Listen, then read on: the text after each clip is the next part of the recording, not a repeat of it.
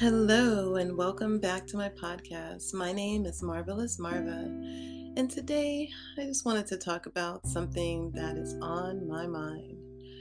So, I was chopping vegetables, getting ready to saute and make a little bean soup, and I thought about it, and a thought popped in my head, and it was about a conversation I had earlier today.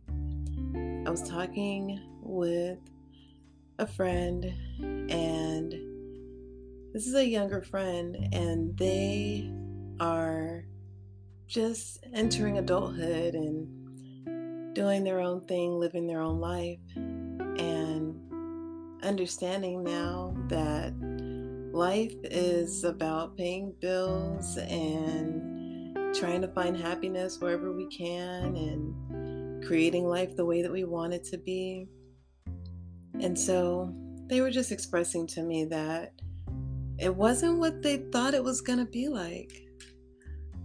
If I reflect myself back to when I was 18 and moving out, getting my own apartment, yeah. Now, for me, my story is a little bit different because I did start my adult life kind of younger. I was 16 when I had my first child, so I had to grow up really fast. That did allow me to kind of ground into responsibilities and see that life was going to be taking care of my child, making sure my child was safe. That was my existence for the last 2 years of my high school. And then when I hit 18, my life turned into now I need to make sure that I can completely financially take care of me and my child. I had my own apartment. I got an apartment at 18. I left my sister's house. She was so gracious and took care of me and my son for the 2 whole years. We kind of moved around, but she made sure that we were taken care of, that I finished high school, all the things that I needed to do. She was a rock for sure, and I couldn't have done it without her. So I definitely appreciate her. I still didn't see it when I was living with her though. The complete responsibility of taking care of everything on your own. So yeah, I got my apartment. I was 18. I was working my job. I was paying my bills, taking my son to daycare, doing the whole parent mom thing all alone. And I don't know if it was just because it was back in 1998 that it felt different, but it didn't feel like how it feels now. During that time when I was taking care of my son, it just seemed different. I can't really put my finger on it, but it felt different than how it feels now. So I can understand where my friend is coming from with our conversation we had today and how she says that it's just not what I was expecting. You go from being a child to being an adult with no kids, having a job, paying your own bills. Maybe you're a person that likes to hang out with friends and do other things. Maybe you have ideas in your mind of where life is supposed to be at this particular time, at the age that you're at. There's a lot of people that think that they should be millionaires or whatever the case may be. We see a lot of things in media and online, and comparison sets in. It happens without us even paying attention that we're comparing ourselves to each other. And we start to idealize life and think that it should be like this and it should be like that and it should feel like this and that. When in actuality, even those people that have, the lives that we are idolizing, they're probably still thinking too, I thought it was going to be different than this. It is definitely grounding to living this life now, 2023. Today is January the 26th. I like to always say the date when I'm on here, so that way I have some kind of a tracker. As history goes on, years from now, I'll come back and listen to this, and it's almost like a journal as well, and I can reflect back and say, man, that was an interesting period. So yeah, we're in 2023. We're in February the 26th. I think I said January a moment ago, but this is February 26th, and we are just doing the best that we can with what we've been gifted. Life is definitely what you make it. You can make it fun or you can make it boring. It can be all about work and paying bills, or you can find hobbies and other things to make you happy. You can have a partner or you don't have to have a partner. For me, I don't have a partner right now. So it's a whole new discovery for me, just being able to see it from this angle. Most of my years, I've had a partner. So after 18, after I had my place for just a few months, I met the love of my life, and I spent 17 years with that person, my daughter's dad, and life was amazing. Life was interesting. Life was ups and downs. Life was definitely something. I left that behind and I've moved on, and now I'm doing it solo. And yeah, the moments that we feel like life isn't what it should be, then we try to add more things. And then we get those things and we still feel like it's still missing something. Something's still off. What is that thing that's off? What is it that we're all missing? I can't really tell you what it is. It's just in the air. Probably we all feel it. And that's probably why lots of kids are born and lots of relationships are created and friendships are created, because there is always that little tiny sense of, but it could be more. We could expand it to be even more. Life is expansive. That is the truth. If you look at nature, you see that it is constantly expanding, constantly finding new creatures, new animals, new insects, new plants, new species of life is constantly coming about. And so if that's what's happening in nature, then it makes 100% sense that that would be what's happening with us as well. Maybe we feel like when we get to whatever that place is that we want to get to, then finally we can stop searching. But I don't think that that's what the intention is. I think that we are going to be forever expanding.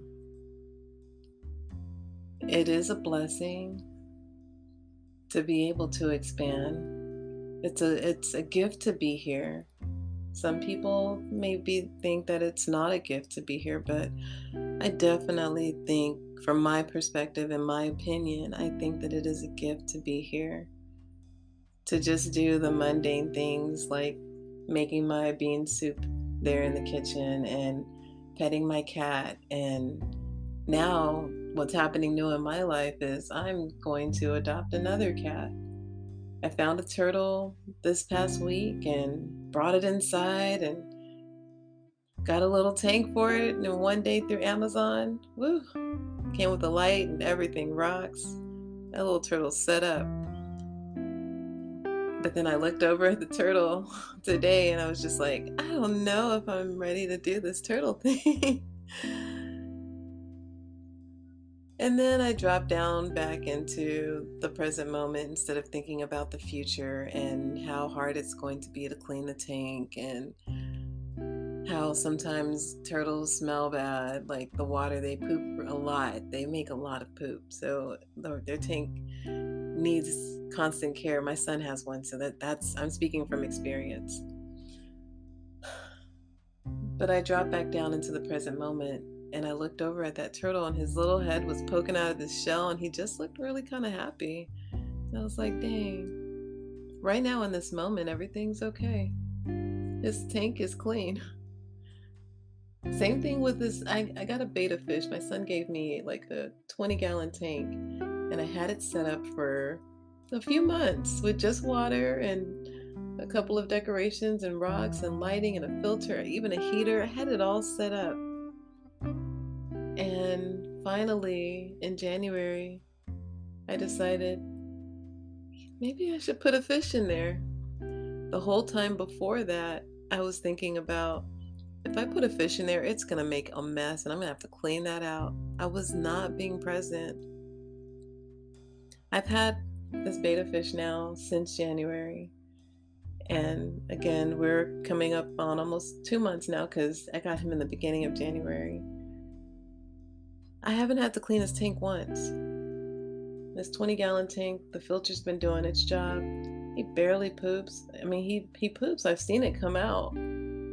But everything is working in harmony. Only thing that I've been really doing is adding more water when it goes down, when the level goes down. I put some chlorine remover from the water and put it in there, make sure it's the right temperature, put it in there, and he's just happy, and he's happy to see me. He watches me when I cook. He has a really good angle where he can see a lot of things. This cat that I'm going to get, it's going to bring joy to the cat that I already have. I already have a cat that I've had for 6 years now. He is my best friend. I may have talked about him in other episodes. His name is Xander, and he is an amazing cat.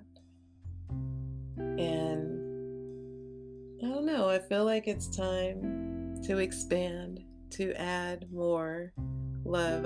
My heart is so big that I have enough room in it to love many creatures and to take good care of them. I'm definitely about nature. I think I'm going to tell my friend that it would be nice to maybe get a fish, a hobby. Telling someone to get a hobby sometimes feels a little off-putting, but telling them to get a pet, I think that's okay. I think of a pet would be nice to advise my friend to get.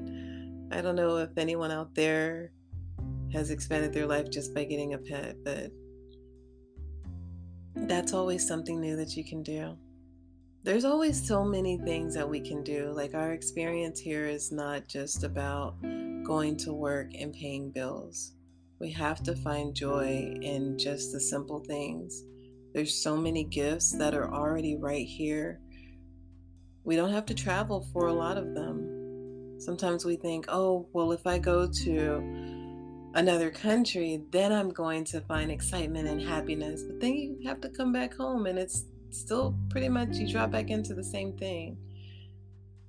And maybe that's just saying that, again, we are our own home. We have to definitely find happiness within ourselves.